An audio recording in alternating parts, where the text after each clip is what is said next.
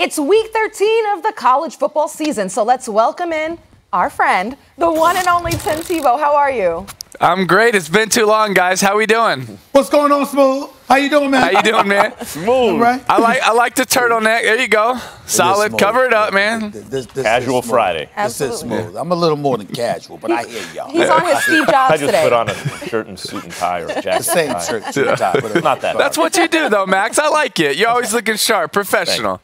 Always together. Matrix, You as same well, outfit. Tim. 365. Go ahead.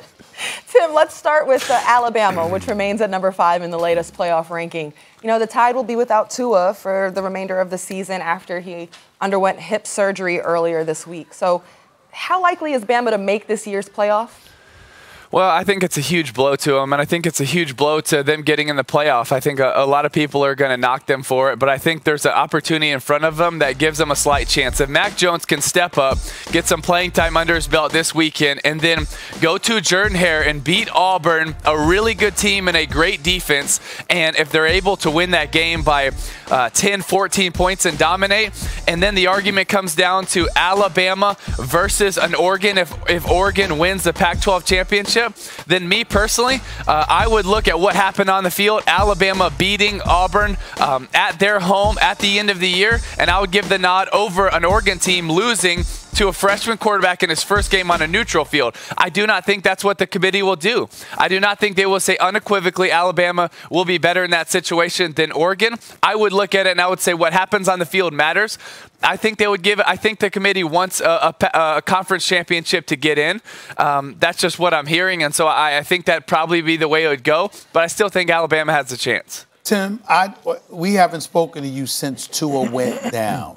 What was your reaction when you saw him go down? And I only asked that question from the standpoint, there were people, not myself, not Max, but there were people out there that were debating whether or not he should have been in the game at that particular juncture to begin with. What was your feeling? Well, I said before the game, I said on SEC Nation last Saturday morning that I didn't think Tua should play. I thought that they were going to take care of Mississippi State very handily and easily, and you could get Mac Jones ready. I thought, just with his ankle and everything, I would have rested him. And people say that doesn't play into it, but he would have been a step faster. He would have been a step quicker, and that might not have happened. But I don't want to look back or not Coach Saban for doing it. He was doing what he thinks right, and he's the best coach of all time in doing it. It's a freak injury. It's a freak thing. I feel bad for the kid. He's an amazing kid. And right after it happened, I was texting him, letting him know I was praying for it. And, he was texting me back words of encouragement. And it's just, he's a special young man to be able to have the mindset in that perspective. And I know so many people are rooting for him, praying for him, and encouraging him. And I know he appreciates it. But he's someone that if anyone can handle this, he can. And he's a special young man.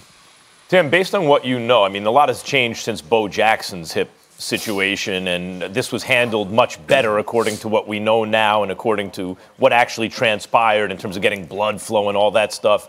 What do you think about going forward? Where can he be? Do you think he can be as great as we thought he could be, or does this somehow compromise that?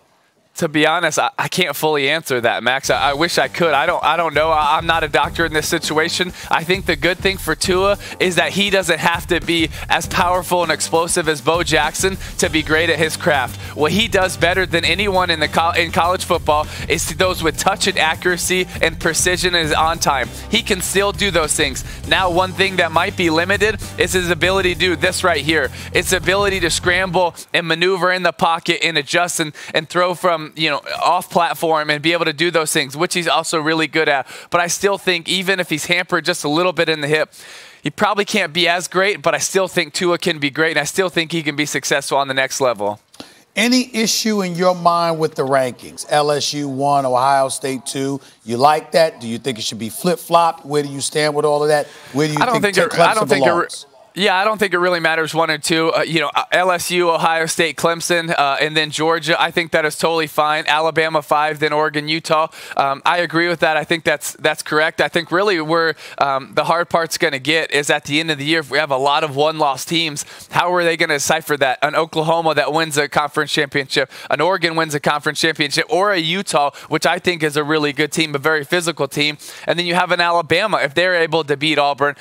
Minnesota, what happens if Penn State State wins this weekend over Ohio State, I think it could get really crazy, and I think there's a lot of arguments for a lot of teams, and I like the excitement. I like the drama of it. I hope we're able to truly look at get the best teams, though, not just when some people say deserving or strength of schedule, but the best teams, because I want the best teams to competing for the championship.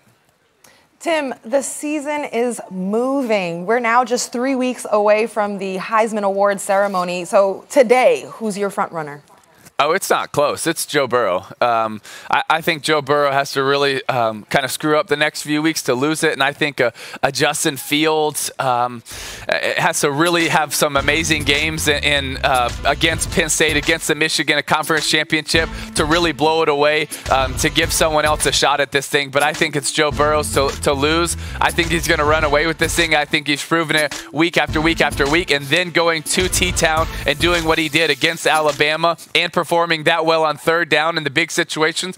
And we also need to remember, he's done it all year, not on first and second down, on third down in the red zone, big time all year. He's by far the front runner. Meantime, there's pressure that's not even Heisman related on Justin Fields right now. How would you describe the level of pressure on him now, Tim? Well, there's so much pressure, and he's new to this. I think he's a great player. I think he's had a great year, but he's got to go up against the next couple weeks, big rivalry games. And also, we got to remember, this team hasn't necessarily faced a really good team so far this year. They faced some decent teams, but they haven't faced a great team. So I'm really I'm excited to see how he performs. I think he's going to perform well, but there's a lot in front of this team. All their biggest games are in front of them, and we got to see how they react when they really get hit in the mouth. Everybody wanted to make a big deal about Nebraska, about Michigan State, about Cincinnati. Let's be honest, they're not really that good of teams. I do think Ohio State is the most complete team, but I want to see them put it together against Penn State, Michigan, and then the conference championship. And I'm excited. I think they're going to do well with that. Particularly with the storyline for Justin Fields as it relates to Penn State, does that add to it? Like, how does a kid, you know, with the lack of experience, deal with all that in a big rivalry game against a 9-1 team? Well, I think, first of all, Ryan Day is really good at helping quarterbacks handle pressure. He's really good at being able to coach them, being able to get their eyes in the right spot, which Justin Fields has been doing really well this entire year. But, yeah, there's going to be a lot of pressure on him in this moment. The crowd's going to be excited, but he's going to have the crowd behind him, and they're going to be pumped up, and they're going to be loud in support of him. But I think he'll handle the pressure well. Yes, there is a lot of pressure because they're arguably 1-2 in the country, and everything's in front of them. Decommitted from Penn State? Yeah, but that's so long ago, man. I mean, yes, it's personal, but guess what? He was at Georgia here, you know, a couple years ago, last year, and now he's at Ohio State.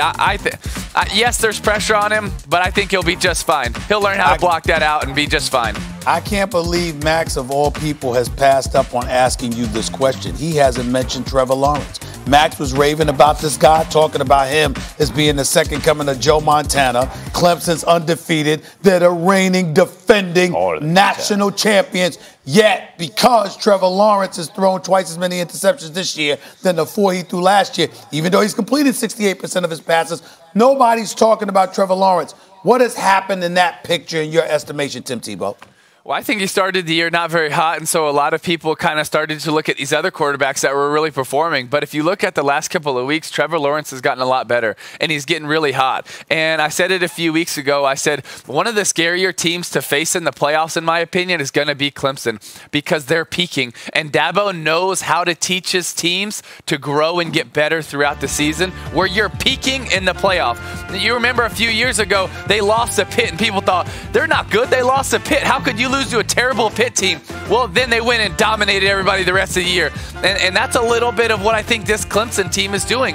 They're getting better. They're getting better. Trevor's getting better. Their receivers are still as freaky as anybody's. And this is not a team that you want to see if they get to the playoff.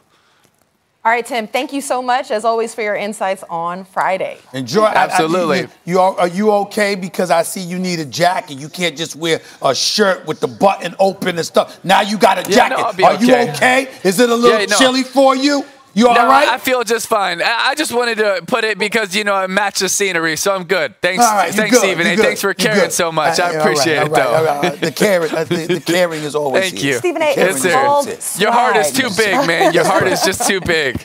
Hey, make sure you catch Tim and the rest of the SEC Nation crew on Saturday morning at 10 a.m. on the SEC Network. I think Tim Tebow's a little cold. He just don't want to tell us. Or maybe he is cold. You know what I'm saying? Stephen A., could you give me some hot chocolate then? I'm going to find some hot chocolate around here. Right. You know what? I got it right here. Sorry. All right, guys. Can't reach out to you. Still to come. Thank you, Tim. The Eagles are battling to stay relevant in the NFC playoff picture. So is this week's matchup a must-win?